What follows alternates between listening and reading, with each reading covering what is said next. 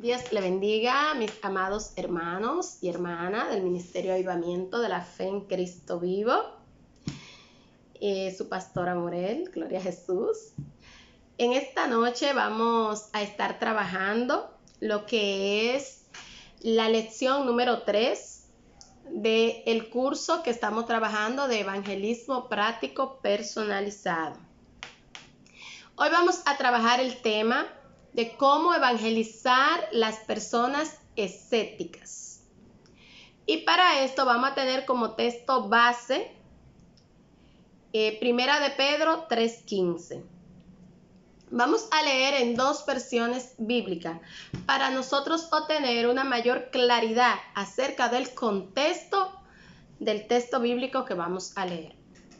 Y leemos en el nombre del Padre, del Hijo y del Espíritu Santo. Amén. Sino santificad a Dios el Señor en vuestros corazones, y estad siempre preparados para presentar defensa con mansedumbre y reverencia ante todo el que os mande razón de la esperanza que hay en vosotros. Amén. Esta es la versión de la Biblia Reina Valera. Vamos a ver ahora a la Biblia traducción en el lenguaje actual. En el nombre de Jesús. Honre a Cristo como Señor y estén siempre dispuestos a explicarle a la gente por qué ustedes confían en Cristo y en sus promesas. Amén. Santo es el Señor. Aquí podemos ver este texto base de cómo Pedro nos invita a nosotros a siempre estar dispuestos a explicarle a las personas el por qué nosotros confiamos en Cristo Jesús. Viene siendo aquí, Pedro nos está invitando a nosotros como a hacer lo que es una apologética, una defensa. Santo es el Señor. ¿Por qué nosotros confiamos en la promesa? ¿Por qué confiamos en la promesa de Cristo? Ahora bien, vamos a ver qué es una persona escéptica y por qué debemos evangelizarla. ¿Cómo se define? Esta es una persona que tiene desconfianza o duda de la verdadera eficacia de algo. O sea, un escéptico es una persona, si le buscáramos un sinónimo, podríamos decir que una persona escéptica es una persona incrédula, una persona desconfiada, una persona que duda de todo. Ahora, ¿qué es un escéptico religioso? Que es el que nos concierne a nosotros. El escéptico religioso es aquel que duda respecto a los principios religiosos básicos, tales como la inmortalidad, la providencia, la revelación o la existencia de la deidad.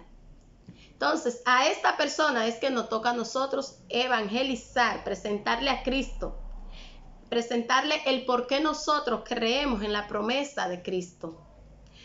En nuestras labores de evangelización nos tropezamos con muchos escépticos que nos niegan. Ellos no niegan la existencia de Dios. Ellos no la niegan, pero nos dicen más o menos lo siguiente. El escéptico te dice, yo no soy ateo.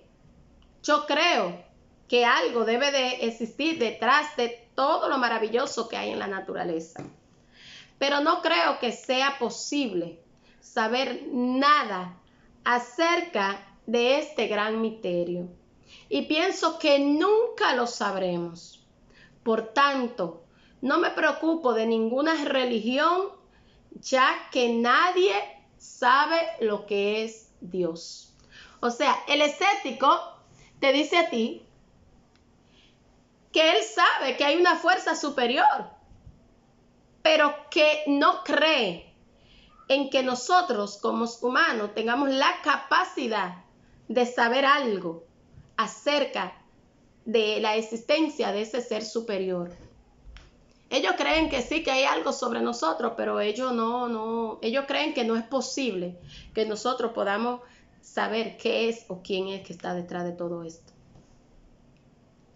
Y este sentimiento y esta forma de pensar de las personas escépticas nos indican a nosotros que esta persona tiene lo que se llama la ignorancia a lo que son las revelaciones general y a la revelación especial. Y así como también la importancia de nosotros conocer lo que son estas revelaciones. Santo es el Señor. Entonces, ¿cómo refuto? ¿Cómo nosotros, como evangelistas, podemos refutar el argumento de esta persona? Claro, tengo que tener algo pendiente, mis amados hermanos. Y es que a la hora de nosotros hacer un refutamiento, nosotros tenemos que estar conscientes de que nosotros no estamos refutando a la persona. Nosotros estamos refutando a lo que esta persona argumenta, de que no tenemos la posibilidad de conocer al Padre, de que no tenemos la posibilidad de conocer a ese ser superior, a eso que está detrás de todo. No es a la persona a la que nosotros vamos a derribar, es al argumento de la persona. Eso es algo que tenemos que tenerlo bien claro a la hora de nosotros trabajar con un escéptico. Amén. Entonces, ¿cómo refuto el argumento de esta persona escéptica? Primeramente, yo debo de concientizar a esa persona de por qué yo creo en Jesucristo. Primero debo de concientizarla. Pero aparte de eso, yo debo de concientizar a esta persona de que existe la revelación general y la revelación especial, bíblicamente. Muchas de estas personas no te creen en la Biblia, pero también te corresponde a ti hacerle entender el por qué tú crees en la Biblia. Santo es el Señor. Entonces, primeramente, ¿qué es la revelación general y la revelación especial?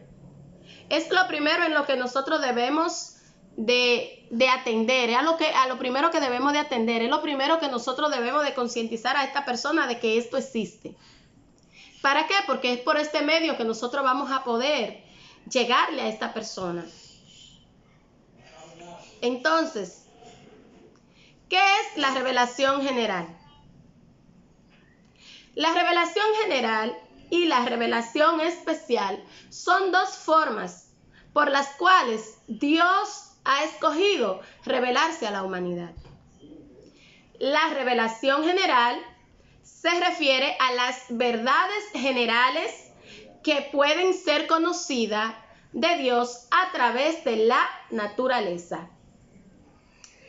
En conclusión, la revelación general es la comunicación de Dios con sus hijos.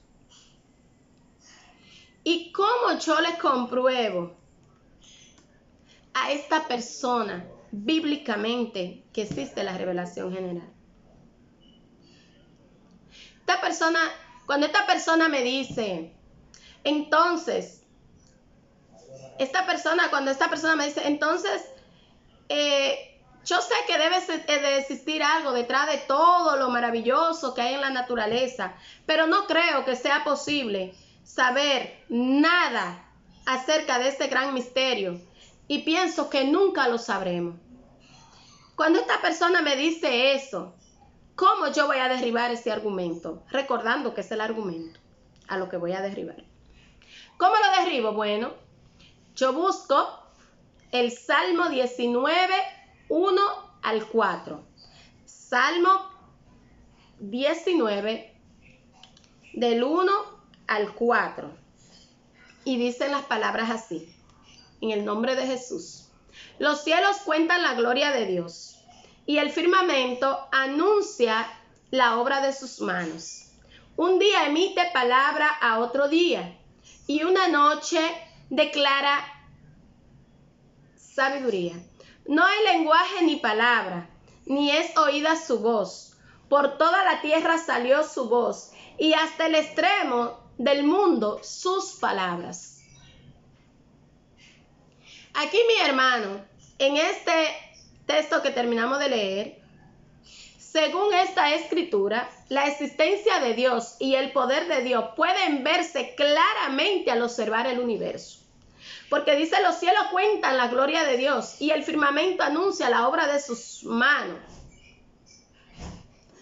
O sea, aquí yo le puedo demostrar a esta persona que el poder de Dios puede verse claramente al observar el universo. ¿Por qué? Porque es obra de la mano de Dios. El orden, la complejidad y la maravilla de la creación hablan de la existencia de un creador poderoso y glorioso. De eso no puede quedarnos duda, porque al leer este versículo bíblico nosotros podemos verlo, podemos ver cómo nos dice que el firmamento anuncia las obras de sus manos. O sea, todo lo que nosotros, nuestra vista, alcanzan a ver son obras de la mano de Dios. Pero también podemos utilizar lo que es Romanos 1:20. Podemos utilizar ese versículo bíblico también, Romanos 1:20, el cual dice, porque las cosas invisibles de Él, su eterno poder y deidad, se hacen claramente visibles desde la creación del mundo, siendo entendida por medio de las cosas hechas, de modo que no tienen excusas. O sea, aquí también, en este versículo bíblico, puedo demostrar con estos versículos bíblicos que acabo de leer, que el eterno poder y la naturaleza divina de Dios son claramente visibles y entendidas por medio de las cosas hechas, y que no hay excusa para negar estos hechos. Y de esta manera puedes refutar el argumento de un escéptico. O sea, usted bíblicamente puede comprobarle a esta persona el por qué usted cree en ese Dios. Dice, la revelación especial, esto que vimos fue la revelación general. Vimos cómo el Señor nos muestra físicamente su gloria y su poder. Cómo podemos verlo de forma física. Cómo el Señor se nos revela de forma física. Cómo el Señor nos habla de forma física. Entonces, vamos a ver ahora cómo el Señor nos habla a través de lo que es la revelación especial. La revelación especial se refiere a lo que son las verdades más específicas que pueden ser conocidas de Dios a través de lo sobrenatural. La revelación especial es como Dios ha escogido revelarse a través de medios milagrosos. La revelación especial incluye la apariencia física de Dios, sueños, visiones, la palabra escrita de Dios y, lo que es más importante, Jesucristo. La Biblia registrada a Dios apareciendo en forma física muchas veces. O sea, la Biblia registra muchas veces a Dios apareciendo en forma física. Por ejemplo, podemos ver un ejemplo en lo que es Génesis 3:8, que dice, en el nombre de Jesús, y oyeron la voz de Jehová Dios, que se paseaba en el huerto al aire del día, y el hombre y su mujer se escondieron de la presencia de Dios entre los árboles del huerto. Otro ejemplo que puedo ver en el nombre de Jesús es Génesis 18:1. Después le apareció Jehová en el encinar de Marén, estando él sentado a la puerta de su tienda en el calor del día. Aquí podemos ver cuando el Señor se le apareció allá a Abraham para la promesa del nacimiento de Isaac. Otros versículos donde el Señor aparece de forma física, está Éxodo 3 del 1 al 4, Éxodo 34 del 5 al 7. La Biblia registra a Dios hablando a su pueblo en sueños. La Biblia, aparte de que me registra cómo Dios se le aparece de forma física, ¿verdad? En apariencia a las personas, también me registra que el Señor también le habla a la persona en sueño. Y podemos ver en Génesis 28, 12. Dice, y soñó, y he aquí una escalera que estaba apoyada en tierra, y su extremo tocaba en el cielo, y he aquí ángeles de Dios que subían y descendían por ella. Aquí sabemos a qué se refiere, ¿verdad? El sueño de Jacob. También tenemos en Génesis 37, 5, y soñó José un sueño, y lo contó a sus hermanos, y ellos llegaron a aborrecerle más todavía. O sea, aquí vemos también cómo el Señor le habló a José a través de sueños. También podemos ver en Primera de Reyes 3:5 que dice, y se le apareció Jehová a Salomón en Gabaón una noche en sueños, y le dijo Dios, pide lo que quiera que yo te dé. También la Biblia registra a Dios hablándole a su pueblo en visiones. Y en Génesis 15:1 vemos que dice, en el nombre de Jesús, después de estas cosas vino la palabra de Jehová a Abraham en visión, diciendo, no temas, Abraham, yo soy tu escudo y tu galardón será sobremanera grande. Otros ejemplos de cómo Dios le habló a otras personas en visión es que tenemos a Ezequiel 8:3-4, tenemos a Daniel, el capítulo 7, y tenemos a 2 de Corintios 12, del 1 al 7. Esos son versículos en los que usted también puede encontrar ejemplos de cómo Dios le habla a su pueblo en forma de visiones. Pero la importancia primordial en la revelación de Dios en su palabra, la Biblia, la cual también es una clase de revelación especial. Miren qué bonito. La Biblia es una clase de revelación especial. Dios milagrosamente guió a los autores de la Escritura para escribir correctamente su mensaje a la humanidad, al mismo tiempo usando los estilos y las personalidades de autores humanos. O sea, que la Biblia también es una clase de revelación especial que nosotros tenemos de parte de Dios. Tenemos que la palabra de Dios es viva y eficaz, y eso lo podemos ver en Hebreos 4:14. También tenemos que la palabra de Dios es inspirada, útil y suficiente, 2 de Timoteo 3:16-17. Dios decidió revelar todo lo que la humanidad necesita saber acerca de Él en la Biblia. Lo que Él espera y lo que Él ha hecho por nosotros. Porque es que nosotros, la humanidad, sabemos de Dios hasta lo que Dios quiere revelarnos. Aquí en la Biblia está, por eso decimos que la Biblia es un manual de instrucciones. ¿Por qué? Porque en la Biblia está cómo nosotros debemos de vivir. Es la revelación de Dios en palabra que está aquí en la Biblia. Otra respuesta que yo le puedo dar al escéptico es ponerle el ejemplo de un padre y un hijo. Jesús vino a hacernos la gran revelación de que el poder invisible que hay detrás de la maravilla de la naturaleza puede y debe ser considerado como nuestro Padre Celestial. Jesucristo es la revelación más grande que nosotros tenemos, aparte también de la Biblia. ¿Por qué? No solo porque Él ha dado vida a todo lo existente, sino porque sus sentimientos son los de un padre hacia sus criaturas.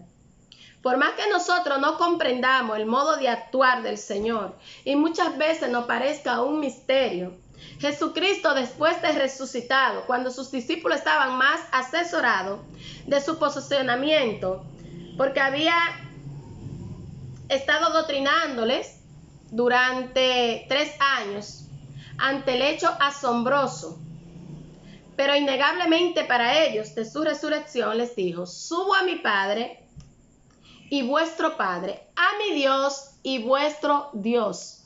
O sea, Jesucristo es la revelación especial más tangible que nosotros podemos tener. Y Jesucristo aquí nos deja a nosotros claro que su Padre es nuestro Padre, que su Dios es nuestro Dios. Aun cuando ignoremos mucho acerca de Dios, tenemos deberes innegables con respeto a un ser a quien nosotros debemos no solamente de adorar, no solamente de glorificar, a un ser al que nosotros debemos de amarle. ¿Por qué? Porque a este ser es que nosotros le debemos la vida. Santo es el Señor. Y podemos decirle a ese escéptico, podemos ponerle un ejemplo tangible al escéptico.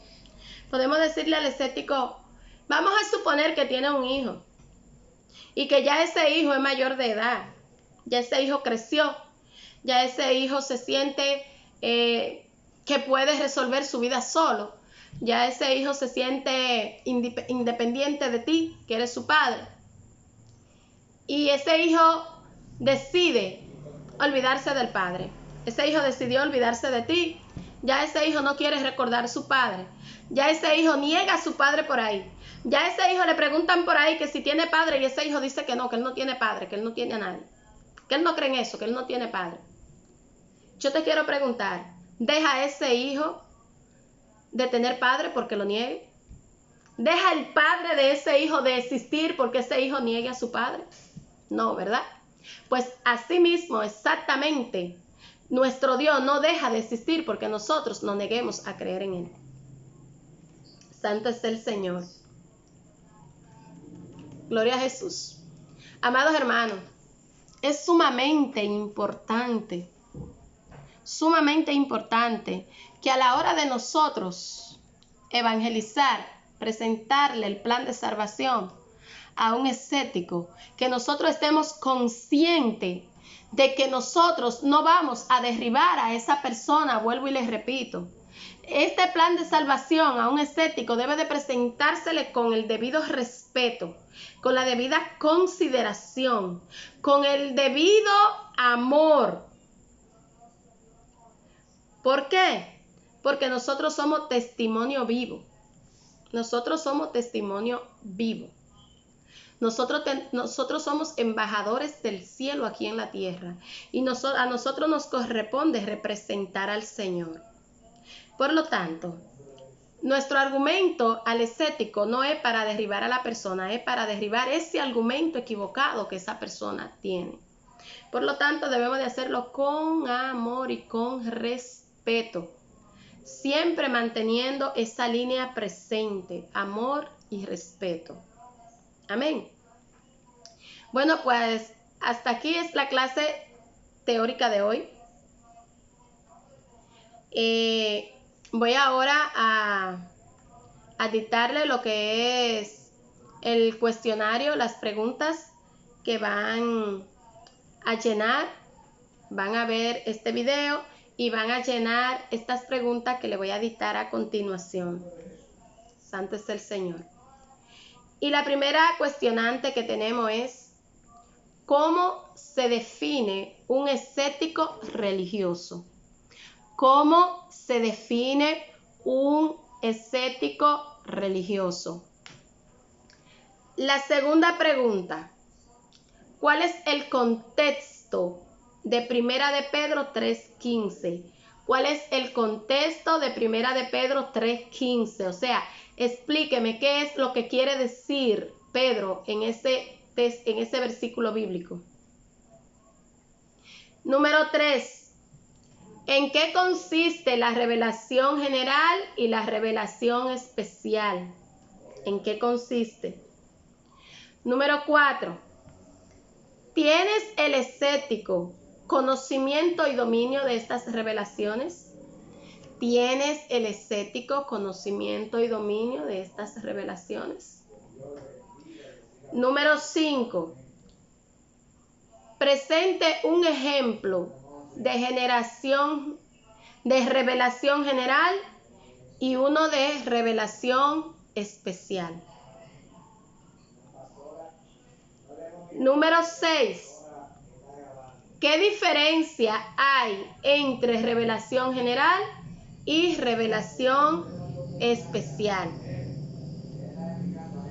Número 7. ¿Qué tipo de revelación es la Biblia y dónde radica su importancia?